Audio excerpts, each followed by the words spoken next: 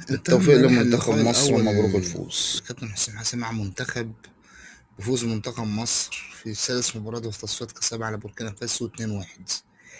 عموما الأداء الفني كان متوسط، أبرز اللاعبين كان تريزيجيه، إمام عاشور، الشناوي إلى حد ما عمل ماتش كويس بالنسبة اللي هو بيلعب أول مرة من فترة.